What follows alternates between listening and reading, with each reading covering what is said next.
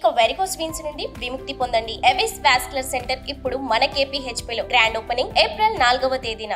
సరే, మీరు ఈ రంగాన్ని ఎందుకు ఎంచుకున్నారు? చాలా రకాలైనటువంటి రంగాలు ఉండగా మీరు ఇటు సైడే ఎందుకు వచ్చారు? ఈ పిచ్చి చిన్నప్పటి నుంచి ఉండేది.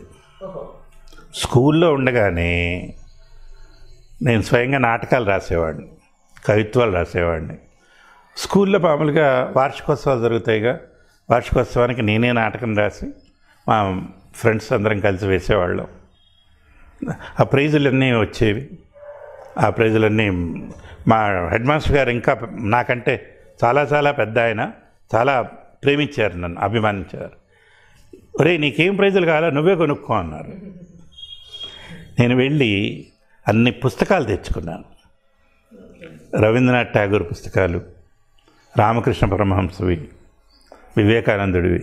అంటే ఆలోచన ధోరణి చెప్తున్నాను, అలా ఉండేది. గ్రేట్. అవన్నీ తెచ్చుకున్నాను. వీటితో పాటు అంటే మీకు నవ్వు వస్తుందేమో ఒక చిన్న నాకు కోరిక ఉండేది. మేము చిక్కడపల్లిలో పుట్టి పెరిగానమ్మా. మా ఇల్లు ఉంది, ఇప్పటికీ ఉంది అక్కడ.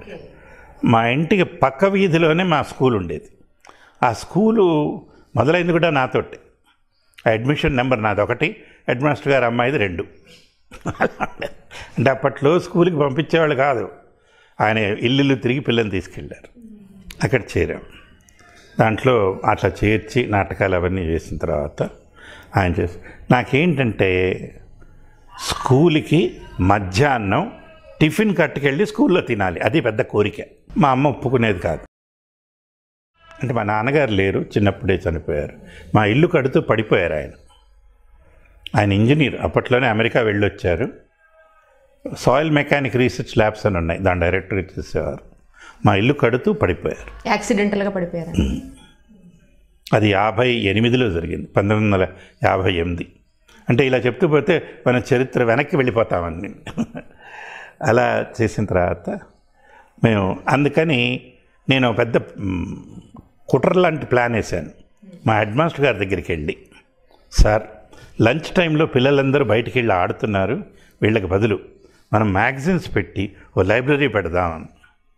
అని ఏం చేస్తారు ఆ లైబ్రరీ పెడితే పిల్లలు కాసేపు చదువుకుంటారు సార్ అందరూ. సరే ట్రై చేయి అంటే నేను కూర్చుంటానన్నాను లైబ్రరీలో. అసలు నా ఉద్దేశం ఏంటి, ఆ లైబ్రరీలో కూర్చుంటే ఇంటి నుంచి క్యారియర్ తెచ్చుకు తినొచ్చు. ఓకే, అది ఒక ఆలోచన. సరే ఒక 2 రోజులు నడిచింది అలాగా. ఈ పిల్లలందరూ ఏంటి ఆ పుస్తకాలు తీసుకున్నారో పాడా, వాళ్ళు అక్కడ అందరూ వచ్చి కూర్చొని అల్లరి చేయటం మొదలుపెట్టారు. తర్వాత నాకంటే నేను అప్పుడు 8th క్లాస్లో ఎంతలో ఉన్నా, 10th క్లాస్ పిల్లలు వచ్చి నన్ను బయటికి వెళ్ళగొడతా అంటారు. సరే 2 రోజులు అయిన తర్వాత మా హెడ్ మాస్టర్ గారు చూస్తారు, ఇట్లా కాదులే నువ్వు టిఫిన్ ఇక్కడ తింటున్నావు ఎందుకంటే ఉండాలి కదా సార్. ఎక్కర్లేదు, నువ్వు ఇంటికి వెళ్ళి తిన్నా. అలాగా నేను టిఫిన్ తినాలి అన్న కోరిక 2 రోజులకు పరిమితమైంది. ఏం చదువుకున్నారు సార్ మీరు? నేను BSc చదివానమ్మా, తర్వాత MA చేశాను. తర్వాత ఉద్యోగానికి దీనికి సంబంధం లేని డిప్లొమాలు చేశాను. Diploma in marketing management, advertising, public relations. ఇవేవి ఉద్యోగానికి సంబంధం లేవు. ఇవన్నీ అయిపోయిన తర్వాత 1970లో హైదరాబాద్ ఆకాశవాణిలో ఉద్యోగం చేశాను. అది కూడా వార్తా విభాగంలోనే.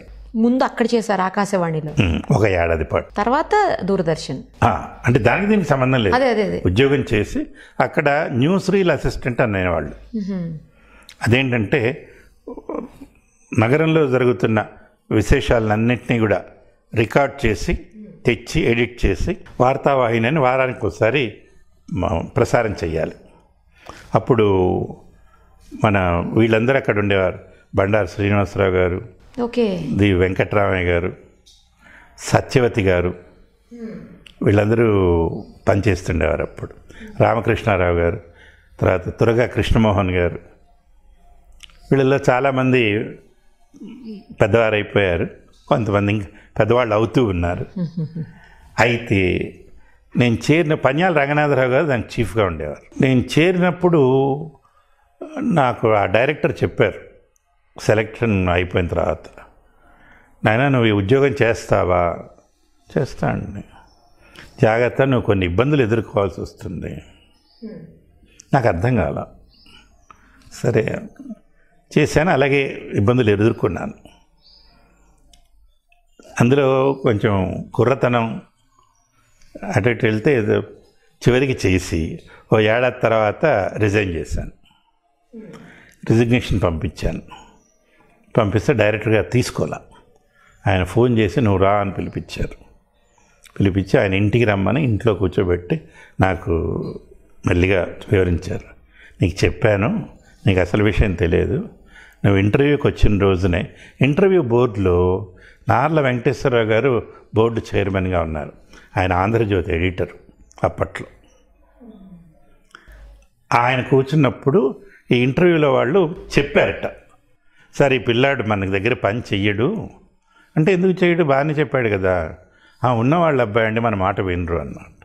అసలు అది కాదు, ఈ ఉద్యోగం ఇస్తా అని వేరే ఇంజనీర్ గారి అబ్బాయికి వీళ్ళు ప్రామిస్ చేశారు. అతను సరిగ్గా, వాడు నా ఫ్రెండే, సరిగ్గా చేయలేదు. నా కర్మ కొద్ది వాడికి ఇచ్చేసి ఉంటే ఊరుకునేవాళ్ళం, మనకేం తెలుస్తుంది.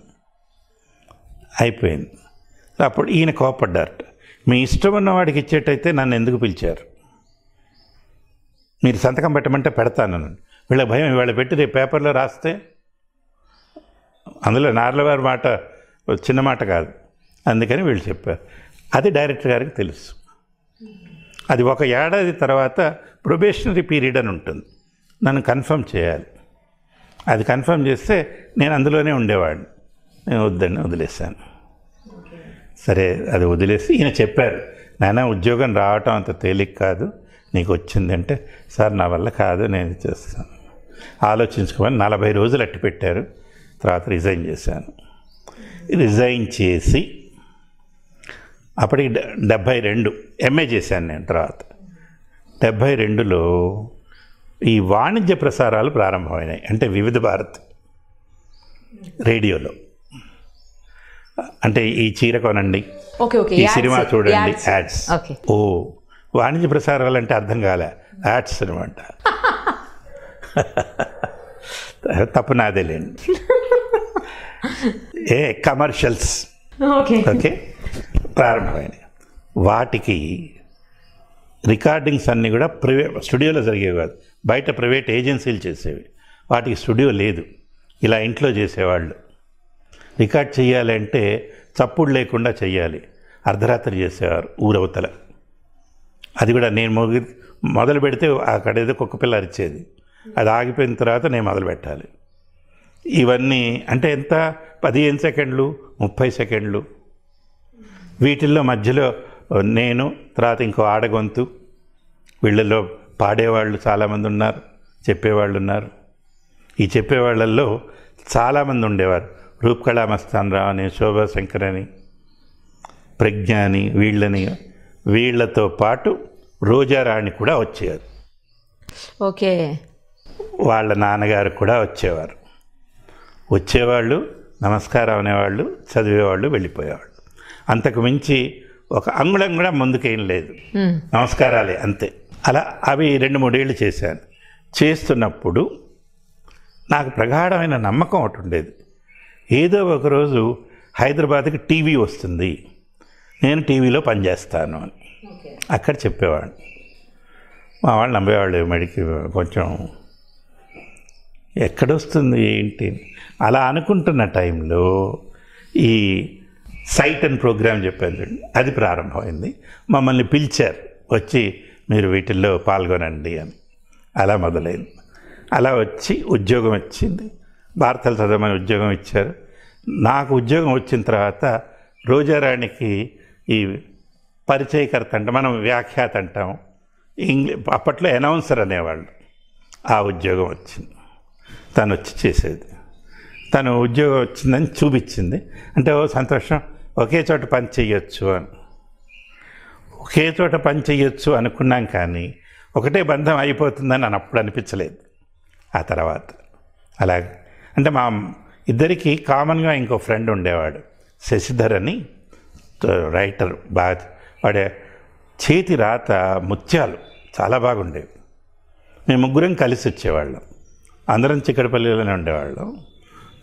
అలా పరిచయం పెరిగి పెరిగి స్నేహం అయింది. స్నేహం ప్రేమగా మారి ప్రేమ పెళ్లి బంధంతో ముడిపడింది. అంటే ప్రేమగా చెప్పుకోలేదు, అది గమ్మత్తు. పెళ్ళయింది. పెళ్ళి అయిన తర్వాత తెలిసిన ఇంకో గమ్మత్తు ఏంటంటే, ఆ అమ్మాయి నా చిన్నప్పటి స్నేహితుడు చెల్లెలు, అది అంతకుముందు తెలియదు. వాడు పెళ్ళి మాట్లాడడానికి వచ్చినప్పుడు వీడు వచ్చాడు. ఇట్లా నువ్వు వచ్చావు అంటే, బేబీ మా చెల్లెలే కదా అన్నాడు. అంటే తన బేబీ అనేవాళ్ళు ఇంట్లో. Okay okay. అదేంటి మా ఆఖరి చెల్లెలు ఎక్కడ సరిపోయింది. సరే అలా పెళ్ళయింది. అలా జరిగింది. మీరు ఫస్ట్ తీసుకున్న శాలరీ ఎంత సార్? లాస్ట్ మీరు రిటైర్ అయ్యే ముందు తీసుకున్న శాలరీ ఎంత? మొట్టమొదట చేతికి వచ్చింది 3,000 ఉంటుంది. ఇది దూరదర్శన్లో. చివరికి వచ్చింది 1,50,000. అంటే 2011. అంటే ఎప్పటికప్పుడు ఇవి ఉంటాయి, మన పే రివిజన్ కమిటీసు, హైక్స్ ఉంటాయి. దానివల్ల ఇవాళ సంతోషం ఏంటంటే, అంటే నిజానికి ఉద్యోగాలు లేవు. ఎవరైనా కొత్తగా అవకాశం చేరితే మొదట్లోనే వాళ్ళకి 1,00,000 రూపాయలు వస్తాయి. అవునా? కానీ కొంచెం కష్టంగానే ఉంది, అవకాశాలు తక్కువ వస్తాయి. ప్రైవేట్ ఛానల్స్ వేరే, వాటి తీరుతెన్నులు. మీ బిజినెస్ ఏదైనా మీ ఊర్లో ప్రమోషన్ చేయాలంటే అది సుమన్ టీవీతోనే సాధ్యం. ఇప్పుడే సంప్రదించండి.